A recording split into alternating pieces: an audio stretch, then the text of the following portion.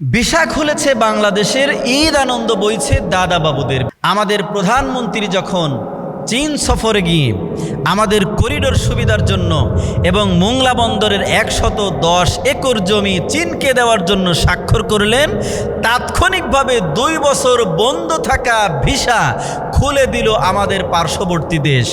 আর খুলে দিয়ে তারা বোঝাতে চাইল আমরা বাংলাদেশের সঙ্গে আবার নতুন সম্পর্ক করতে চাই, যেইখানে লক্ষ লক্ষ রোগী প্রত্যেক বছর আমাদের দেশ থেকে তাদের দেশে যেত, কিন্তু এই 2 বছর আমাদের দেশ থেকে তাদের দেশে না যাওয়ার কারণে কলকাতার দাদা বাবুরা তারা না খেয়ে মরার উপক্রম হয়েছে। এজন্যই দেখেছি তারা মিষ্টি ভক্ষণ করছে। তবে আমি শুনেছি তারা কোনো ভালো কাজের পূর্বে তারা গোমূত্র দিয়ে অথবা গোবর দিয়ে তারা উৎসব করে থাকে। উচিত ছিল মিষ্টি না খেয়ে প্রসাব খাওয়া অথবা গোবর খাওয়া। কিন্তু একটি বিষয় হাস্যকর, তারা যে মিষ্টিটা খেয়েছে আমি লক্ষ্য করে দেখেছি এই মিষ্টি এক একজনে এক একটা খায়নি, একটা মিষ্টি কয়েকজনে ভাগ করে খেয়েছে।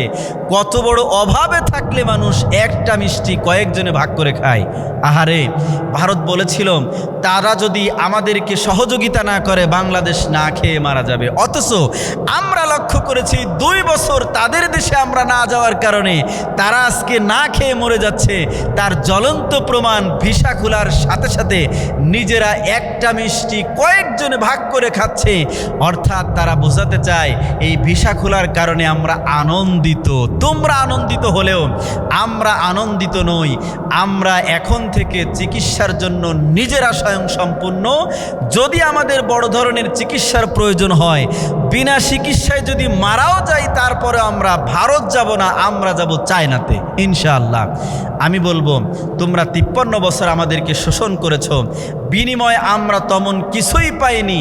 আমাদের গত প্রধানমন্ত্রী যিনি ছিলেন স্বৈরশাসক শেখ হাসিনা, তিনি বলেছেন ভারতকে আমি যা দিয়েছি আজীবন ভারত মনে রাখবে।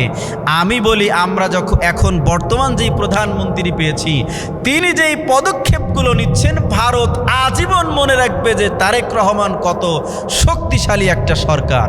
আল্লাহ পাক রব্বুল আলামিন এইভাবে আমাদের দেশকে নিজেরা আরও স্বয়ংসম্পূর্ণ হওয়ার জন্য যেন কবুল করে নেয়, বলেন আমিন।